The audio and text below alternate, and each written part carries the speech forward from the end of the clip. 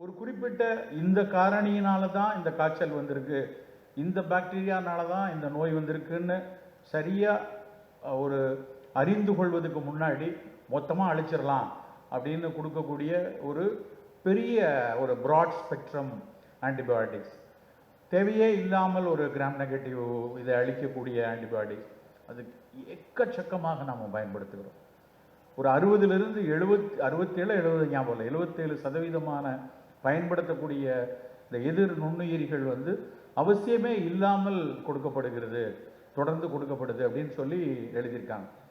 ஒரு பக்கம் ஒரு சாதாரண தண்ணீரிலிருந்து வரக்கூடிய மாசுக்களை, அந்த பாக்டீரியாக்களை நம்ம உடம்புக்குள்ளே வரவிடாமல் தடுக்கிறதுக்கு நம்ம முயற்சி எடுக்கிறது இல்லை, இது நம்ம பண்ணக்கூடிய தவறு.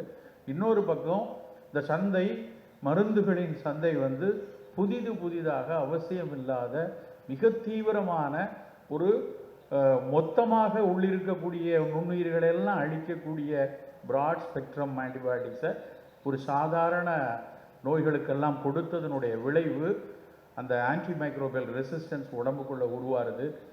அது சுற்றுச்சூழலில் நடத்தக்கூடிய பாதிப்பு, இதெல்லாம் சேர்ந்து ஒரு பெரும் சவாலாக வந்து கொண்டிருக்கிறது. நலச்சவால் அப்படின்னோடனே நம்ம மனசில் எல்லாருக்கும் தோன்றது சர்க்கரை பற்றி பேசுவாரோ, இல்லை புற்றுநோய் கூடிருமோ, இரத்த கொதிப்பு, இதெல்லாம் நமக்கு தெரிஞ்ச விஷயம். இதெல்லாம் கூடிக்கொண்டு இருக்கிறது, அதை பற்றி நாம் புரிந்து கொள்ள தான் வேணும். ஆனால் அதுக்கு முன்னாடி முதல்ல புரிஞ்சு கொள்ள வேண்டிய விஷயம் ஆரோக்கியமான தண்ணீர், சுத்தமான தண்ணீர், சுகாதாரமான தண்ணீர். தினம் தினம் நமக்கு நாம் பருகக்கூடிய, நம் புழங்கக்கூடிய, நம் உணவில் அன்றாடம் சேர்க்கக்கூடிய தண்ணீர் சுத்தமாக இருப்பதற்கான ரொம்ப ரொம்ப நிறைய புள்ளிவிவரங்கள் தொடர்ச்சியாக கேரளா நமக்கு தெரியும், பக்கத்து மாநிலம். அவங்கள்ட்ட இன்னைக்கு வரைக்கும் ஹெப்பாட்டிஸ் ஏ கூடிக்கொண்டே இருக்குது. இந்த மஞ்சக்காமாவில் வரக்கூடிய அது வாட்டர் பார்ன் டிசீஸ் தான், தண்ணீர்லேருந்து வரக்கூடியது தான்.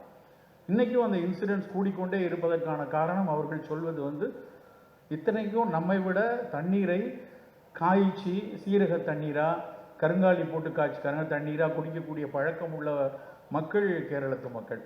அவர்களுக்கிடையே புழங்கிக் கொண்டே இருக்கக்கூடிய இந்த மலினமான தண்ணீர், மழையினாலோ இந்த சுகாதாரம் இல்லாத தேங்கி வைக்கக்கூடிய தண்ணீர்னால வரக்கூடிய காமாலை இன்றைக்கும் அது ஒரு பெரிய த்ரெட்டாக கூடிக்கொண்டே இருக்கிறது.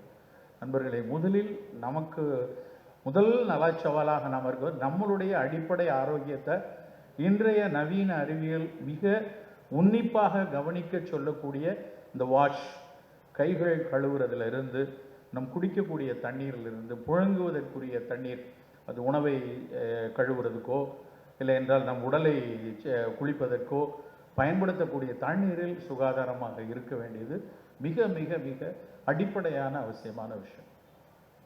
அதை தாண்டி அடுத்த கம்யூனிகபிள் டிசீசஸ் அப்படின்னு எடுத்தால் கோவிட் ஒரு பெரிய கற்பிதத்தை நமக்கு கொடுத்து விட்டு சென்றிருக்கிறது.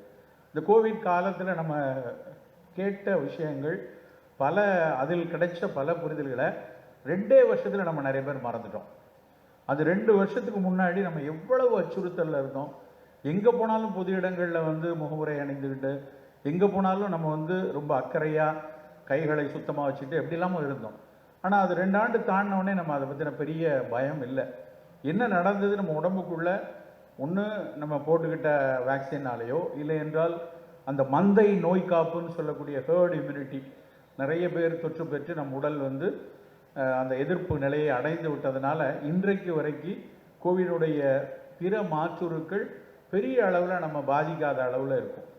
ஒவ்வொரு வாரமும் திடீர்னு ஒரு செய்தி வருது, JN1 அப்படின்னு ஒரு கோவிடுடைய புது வகையரா படு வேகமாக பரவி கொண்டிருக்கிறது. இது உலக சுகாதார நிறுவனம் இது ஒரு பெரிய அச்சுறுத்தல் இல்லை, ஆனால் இதை நாங்கள் உன்னிப்பாக பார்த்துட்டு தான் இருக்கிறோம். இன்றைக்கு வரைக்கும் இது ஒன்றும் பெரிய அளவில் நுரையீரலை ஏதோ பாதிப்பை உண்டாக்கலை, ஆனால் அதிகம் பரவி வருகிறது அப்படின்னு ஒரு கருத்தை சொல்லிட்டு இருக்காங்க. எப்படி இதே மாதிரி ஒரு பிரச்சனை இல்லாத பெரிய சிக்கல்களை நுரையீரலில் ஏற்படுத்தாத மாற்றுருக்கள் தான் எப்பவும் வரும்னு சொல்ல முடியாது.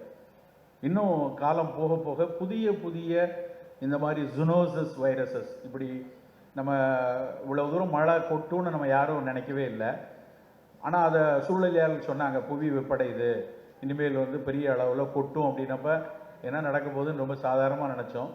ஆனால் இப்போ கொட்டி தீர்க்கிறது. இதே தான் இன்றைக்கும் சூழலியலாளர்கள் திரும்ப திரும்ப சொல்கிறது. அந்த ஸ்பில் ஓவர் அப்படிங்கிற அந்த புத்தகத்தில் அவர் மறுபடி சொல்கிறது, இனிமேல் இருக்கக்கூடிய உலகத்தில் நீங்கள் அந்த தொற்றாத வாழ்வியல் நோய்க்கெல்லாம் ஏதாவது ஒரு பெரிய மருந்துகள்லாம் கண்டுபிடிச்சிடுவீங்க.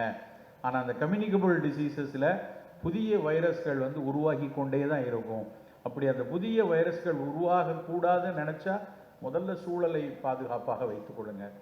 சுற்றுச்சூழலை சரியாக வைத்துக்கொண்டு சூழலில் வன்முறைகள் நிகழ்த்தாமல் அப்படியான ஒரு வாழ்வியலில் போகும்போது மட்டும்தான் இந்த கம்யூனிகபிள் டிசீஸ் வராமல் பார்த்து கொள்ள முடியும்னு சொல்கிறாங்க.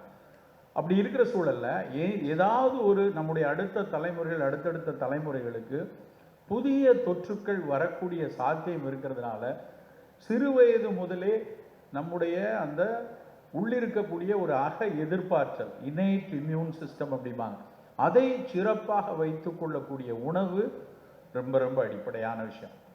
ஸோ ஒன்று சுகாதாரமாக இருக்கணும், ரெண்டாவது இந்த மாதிரி புதிய தொற்றுக்கள் வந்தால் முதல்ல அது நம்ம பாதிக்க போகிற விஷயம் வந்து நுரையீரல் தான். அப்போ அந்த நுரையீரல் செம்மையாக இருக்கணும். அதுக்குள்ளே இந்த வைரஸோ இந்த பாக்டீரியாக்களோ உள்ளே போய் அதில் உள்ள வந்து ஒரு நிமோனியாவை உருவாக்கி விடக்கூடாது. ஏற்கனவே வேறு கோமார்பிடிட்டி, இந்த அடிக்கடி அந்த கோமார்பிடிட்டிங்கிற வார்த்தையை கோவிட் காலத்தில் தான் வெகுஜன மக்கள் ரொம்ப அழகாக புரிஞ்சுக்கிட்டாங்க. ஏற்கனவே சர்க்கரை இருக்குது, ஏற்கனவே இரத்த கொதிப்பு இருக்குது, ஏற்கனவே புற்றுநோய்க்கு சிகிச்சை எடுக்கிறோங்கிறவங்க அவர்களுடைய எதிர்பார்த்தல் குறைவாக இருக்கும். அப்போ முதல்ல பாதிக்கப்படக்கூடிய உறுப்பு அப்படிங்கிறது நுரையீரல் தான். அப்போ அந்த நுரையீரலை சிறு வயதிலிருந்தே செம்மையாக வைத்து கொள்றதும், நம்முடைய அடிப்படை எதிர்பார்த்தலை குழந்தை பருவத்திலிருந்தே செம்மையாக வைத்துக் கொள்வதும் எல்லாருடைய மிக அடிப்படையான ஒரு தேவை. இது நம்ம ரொம்ப புரிந்து கொள்ள வேண்டும். அது எப்படி சார் நுரையீரலை தெம்ப வச்சுக்கிறது? நம்ம வந்து அப்படியே டம்பிள்ஸ் எடுத்து பைசப்ஸை ஸ்ட்ரென்தன் பண்ணுறதுக்கு சின்ன வயசுலேருந்தே பழக்கிறோம்.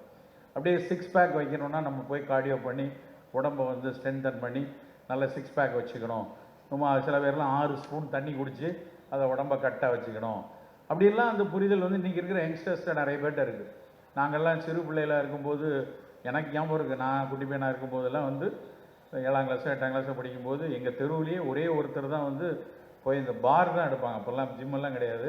அப்படி பார் எடுத்து உடம்பு செஸ்ட் எல்லாம் இப்படி இழுத்து இப்படி வச்சுப்பாங்க. நாங்கள்லாம் அந்த வயசு பசங்க அப்போல்லாம் 14 15 வயசு 13 வயசு பசங்கள்லாம் போய் அவர் பின்னாடி போய் நாங்களும் வரோண்ணே, எங்களுக்கும் அதெல்லாம் சேர்த்து கொடுங்க அப்படின்னு சொல்லிவிட்டு நாங்கள்லாம் அங்கே போனால் எங்கள் வீட்டிலலாம் பயங்கர திட்டு விழுந்துருக்கு.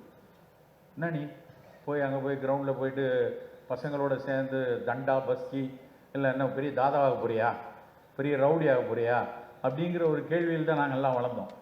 ஏன்னா அப்படி உடலை வலுவாக சரியாக வைத்துக்கொள்பவர்கள் எல்லாரும் வந்து ரொம்ப வந்து ஊரில் ஒரு பெரிய ரவுடியாவோ தாதாவோ இருக்கவன் தான் உடலை நல்லா வச்சுப்பான்னு ஒரு புரிதலை நம்பியார் மாதிரியான நடிகர்கள் நமக்குள்ளே ஏற்படுத்தியிருந்தாங்க எங்கள் அப்பா அம்மாவுக்கெல்லாம்.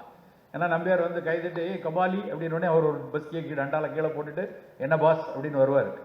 அதனால் அன்றைக்கு வந்து உடலை உறுதியாக வைத்துக் கொள்வது அப்படிங்கிறது அந்த மாதிரி ஒரு புரிதல் தான் இருந்துச்சு. ஆனால் இன்றைக்கி நம்ம வீட்டில் எல்லா பிள்ளைகளும் போய் ஜிம்மு போகுது, எக்ஸசைஸ் பண்ணுறாங்க, உடலை ஃபிட்டாக வச்சுக்கணும்னு நினைக்கிறாங்க.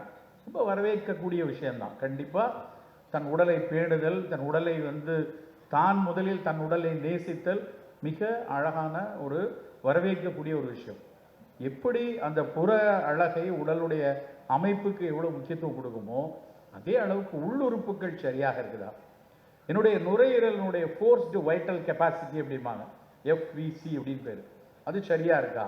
என்னுடைய மூச்சை நல்லா உள் இழுத்து வெளியே விடுவதற்கான திறன் சரியாக இருக்கா? என் நுரையீரலில் அடிக்கடி சளி இருமல் காய்ச்சல்னு வராமல் எப்பொழுதும் நுரையீரலை செம்மையாக வைத்துக் கொள்ளணும். அதற்கு என்ன பயிற்சி செய்யணும்? அதற்கு என்ன உணவு எடுத்துக்கொள்ளணும்? ரொம்ப முக்கியமான இது கபகாலம், மழைக்காலம். இப்போ நம்ம ஒரு சின்ன மெனக்கடல்கள் இந்த மாதிரி கம்யூனிகபிளாக இன்ஃப்ளூயன்ஸா வரக்கூடாது, சளி பிடிக்கக்கூடாது அப்படின்னா முதல்ல நம்ம நுரையீரலை பாதுகாப்பாக வைக்கணும்னா அந்த கபம் சேரக்கூடிய தன்மையை தினசரி உணவில் நம்ம கொஞ்சம் கவனம் எடுக்கணும்.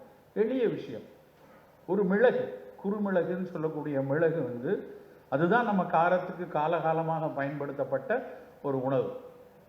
ஆனால் அந்த மிளகு வெறும் காரம் மட்டும்தான் கொடுக்குதா அப்படின்னு பார்த்தீங்கன்னா, இந்த மிளகில் நடத்தியிருந்த ஆய்வுகளை நினச்சி பார்த்தா மலைப்பாக இருக்கும்.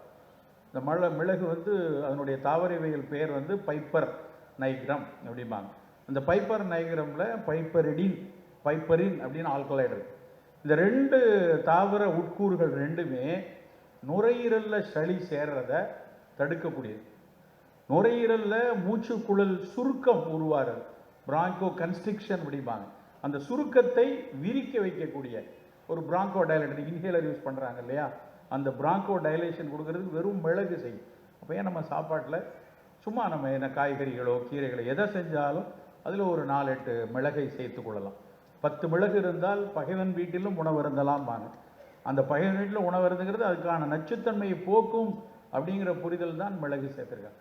ஸோ உணவில் மிளகு சேர்த்துக்கணும். இந்த மழை காலங்களில் நம்ம நுரையீரலை சரியாக வச்சுக்கிறதுக்கு அப்படின்னு ஒரு சின்ன மெனக்கடல் அப்படின்னா மிளகு. ரெண்டாவது அதே ஃபேமிலியில் இருக்குது திப்பிலி. மிளகு தெரியும் நிறைய பேருக்கு, திப்பிலி பல வீட்டில் சின்ன பிள்ளைகளுக்கு தெரியாது. அது மூலிகைகளாகத்தான் பார்க்கக்கூடாது. ஆனால் திப்பிலி கேரளாவில் கேட்டிங்கன்னா எல்லாருக்கும் தெரியும். அந்த திப்பிலிங்கிறதும் பைப்பர் லாங்கம். இது பைப்பர் நைகிரம், அது பைப்பர் லாங்கம். அந்த திப்பிலியை ரசம் வச்சு சாப்பிடுவாங்க.